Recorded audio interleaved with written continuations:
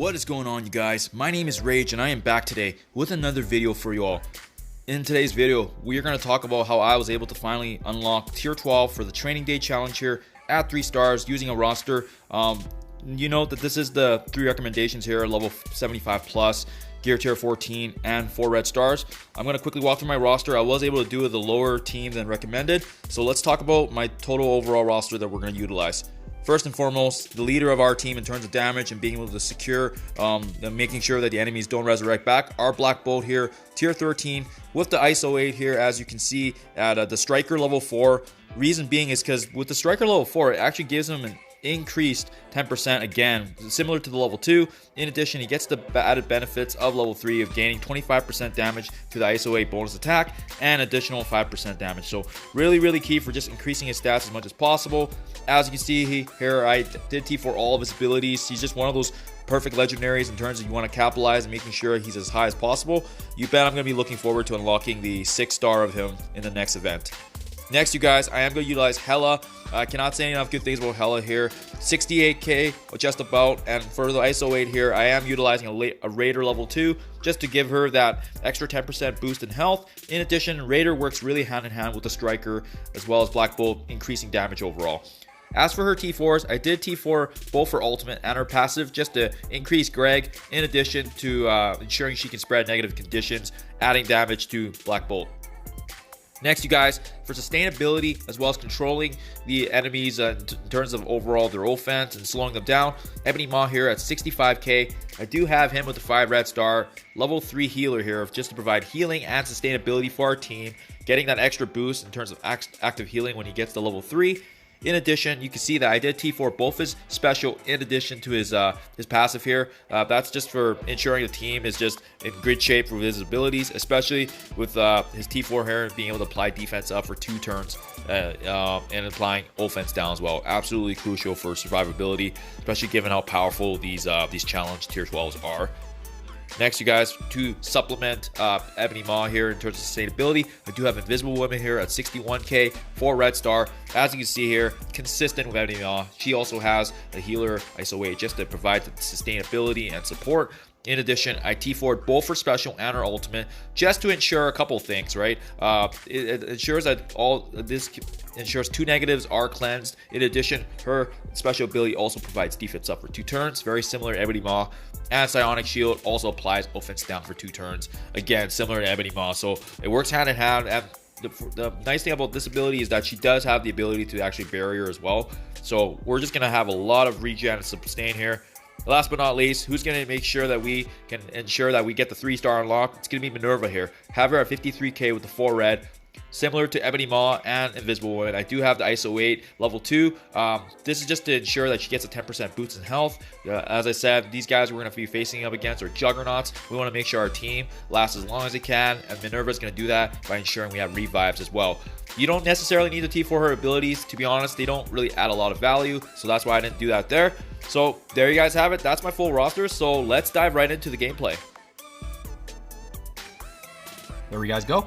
As you can see here, in terms of overall placement, I have put Minerva and Black Bolt to the far right just because I want to separate them from the protectors and healers, which would be Ebony Maw and Invisible Woman. So I just don't want them to get attacked in conjunction if there is any adjacent attacks that spread out. So that's the logic behind that. But otherwise, the placement overall probably isn't too important just because we don't really have a true tank. We don't really have a true taunt.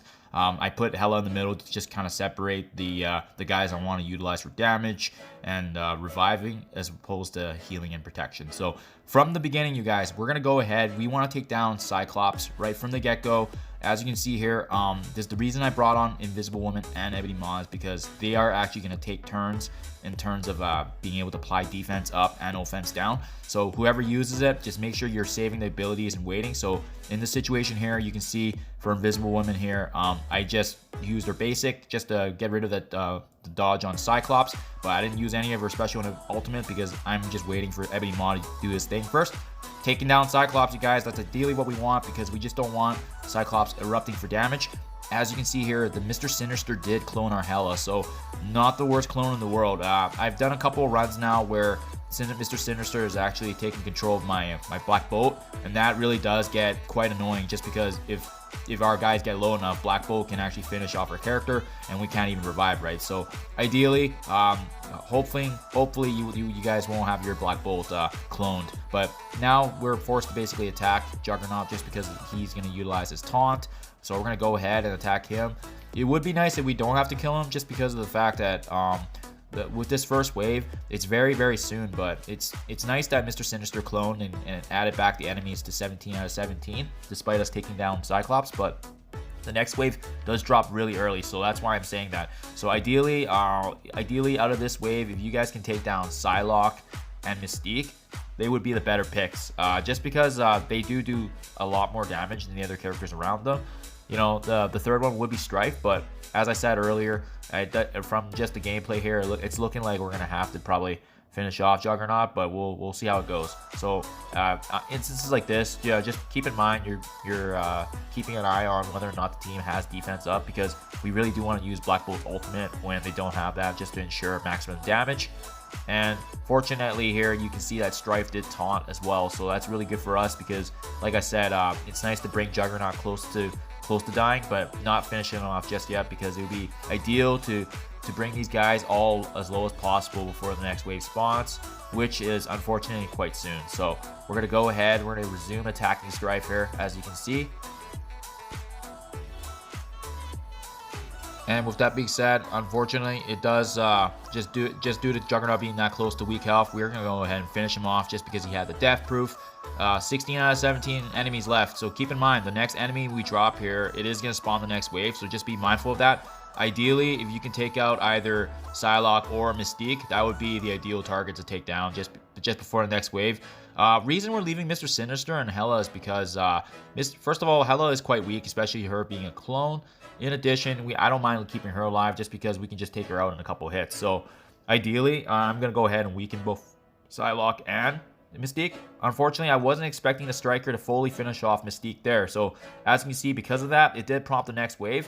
So we're going to go ahead, we're going to use Hela's offense down on her and use our Hela to spread that condition and knock her out. 14 out of 17 enemies left, so just make sure you guys are keeping track of the enemies remaining, because for these waves, it's very important to know when the next spawn is. And unfortunately, as you saw there, Mr. Sinister did clone my Black Bolt. So when this happens in the know, you guys, we are forced to focus on Black Bolt, just because his ability, if he kills any one of our characters, we won't be able to revive. So that's why it's really important. If you want to 3-star the challenge, 3-star this tier 12, Black Bolt being cloned is definitely a setback. So that's why we're going to focus everything now on their Black Bolt, just to finish him off. Unfortunately, with this new wave too, Magneto does start off with the blind, so that's why everything's missing. So just be keeping track of that, saving your abilities, watching your health levels, because these guys do hit quite hard. As you can see, their power level is all around 65 to 70k plus. So I mean, just be very mindful. These guys, we want to make sure that we are constantly having defense up, offense down when possible. And with that being said, with that Black Bolt clone down, 13 out of 17 enemies left. So keep that in mind. Just keep watching that tracker there, because the next wave is coming soon. So we're going to go ahead. I'm definitely not a fan of Mordo, just because of the fact that he does apply heal block in addition to a stun. So I'm going to disrupt Stryfe here just to ensure that he can't taunt here. And I am going to go ahead and focus Mordo now, just because I don't mind Sabretooth being alive, and Magneto has a long recharge with his energy. So ideally, let's take out Mordo, just because he does have really good abilities, and we'll finish him off. 12 out of 17 enemies left. That does spawn, unfortunately, the next wave, which includes Cyclops, Storm, and Colossus. So ideally, similar to the first wave, we want to take down Cyclops, just because of the fact that he can do an immense amount of damage, and we just don't want to be a part of that. So especially with Colossus being able to taunt as well. Unfortunately, I already did disrupt Stryfe with Hela, so yeah, what's going to happen likely is Colossus is probably going to taunt before I can get to Cyclops. But as you saw there, this is why we're bringing on Minerva. We want to make sure that she's constantly reviving and protected. You know, Hela dying and her being able to drop back for extra DPS for us is absolutely crucial.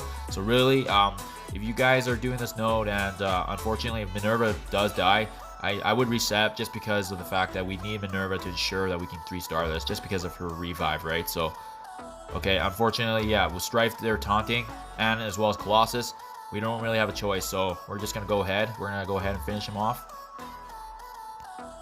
And with him and Cyclops down, that is gonna ask, that begs the question, who's gonna be next now in terms of targeting. At this point, you just really gotta look at who's weak and who actually has damage you want to take down, right? Personally, I've had enough of Mr. Sinister cloning, so I'm gonna finish him off there. And Magneto is quite weak as well, so you know what, just because he's squishier, let's go ahead and finish him off.